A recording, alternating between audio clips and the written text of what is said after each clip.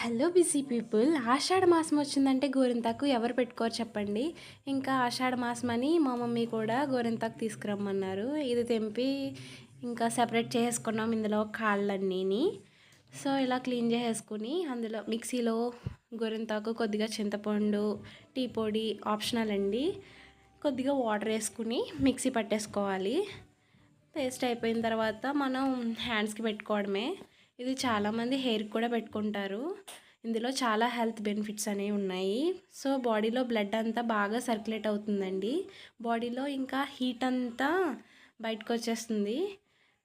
ఇంకా నెయిల్స్కి పెట్టుకోవడం వల్ల నెయిల్ డిసీజెస్ ఏమీ రావు. నెయిల్స్లో ఉన్న డస్ట్ అంతా పోతుంది.